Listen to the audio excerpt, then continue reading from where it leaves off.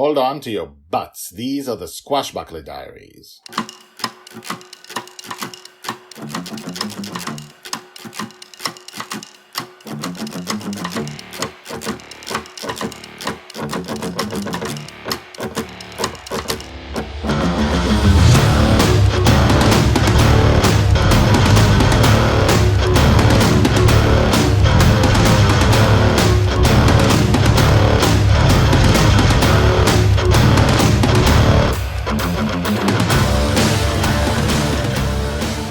Welcome back. My name is Guy Hasson, and you're listening to the Squashbuckler Diaries podcast, the daily epic fantasy podcast about Joy, Shelley, the girl who lives in dreams. And today we ask, what is up with dragons in the dream? We've only seen one dragon so far, the red dragon, and the red dragon doesn't come from Justin's dream. All we've seen so far takes place in Justin's dream, where Joy is growing up. And although Justin believes that his subconscious created the red dragon just like he creates all the villains, but he didn't. The red dragon comes from outside the dream. The red dragon knows stuff about Joy. The red dragon knows of dangers specifically aimed at Joy, specifically meant for Joy, that are outside his dream, Justin's dream. And the red dragon has been a slave for hundreds of years, for centuries, as we've heard from her. So, if you choose to believe that. But we haven't seen any other dragon. And Justin summons the red dragon once a year, and the red dragon comes just like she's created by his dream. But she isn't. So what is up with dragons? Today we get a small glimpse into that. Episode 211, The Dragons.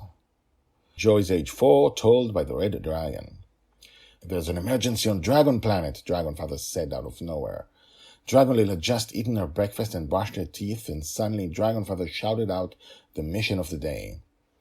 This was the way their adventures sometimes began. Dragonfather would declare something, and then the idea in his mind would take form all around them. Dragon Planet! Dragonlil, now just a 4-year-old girl, looked at him excitedly. I was the only dragon she had ever seen, at least since she and her father rescued me 2 years previously, and she loved spending time with me. Let's go! 10 minutes later, Bonny's Revenge, the flying pirate ship that served as their home, circled a new planet that had not been there before, and flew closer. The dragons that called us are behind those mountains, Dragonfather said. But when they reached the mountains, there were no dragons. They've had to escape into the tunnels! They flew Bonny's Revenge into the dragon tunnels in the mountains, but there were no dragons there either. Dad, where did they all go? Dragonlil asked. During this day of adventure, Dragonfather could not find any dragons. No matter what answer he gave Dragonlil about where they had gone, there were no dragons anywhere. Of course there were no dragons. There could not be dragons, for dragons cannot be summoned by the dreamers. Dragons are never dreamt by the dreamers. Dragons are from the dream itself, and anyone who sees a dragon did not dream her. After a few hours of frustration, Dragonfather summoned the horn that calls for me. But I did not come either. I watched the events and felt it would be an important lesson to teach Dragonlil that dragons cannot be summoned simply because a dreamer wishes it. The Dragon Planet had no dragons, no remnants of dragons, no bodies of dragons, no footprints of dragons, not the smallest clue that would show that dragons had actually lived here at any time. After hours of disappointment, Dragonfather disappeared. He no doubt woke up wherever his real home is. When he disappeared, the Dragon Planet disappeared with him. Dragonlil watched its disappearance from the deck of Bonny's Revenge with a sad expression on her face.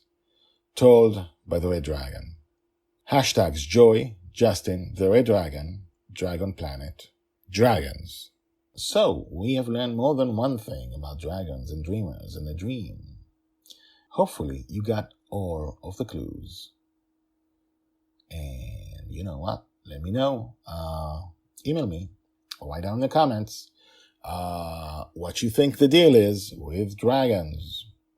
We'll be revisiting this again, of course, at some point.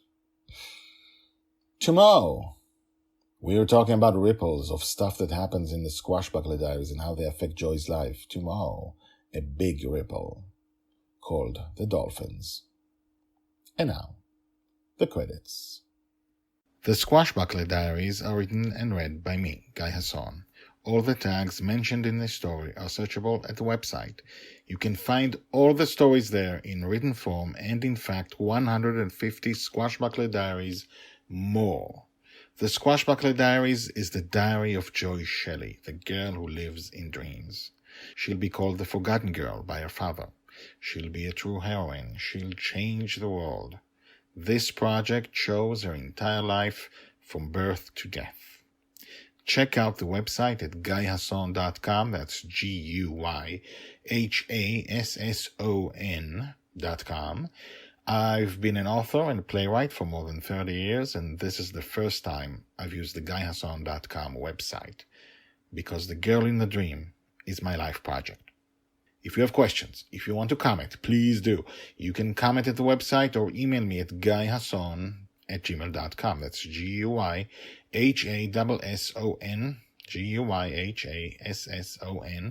@gmail.com. The theme music is called Brass Gentleman and is created by Thomas Howardek. My name is Guy Hasson, and this is my life project.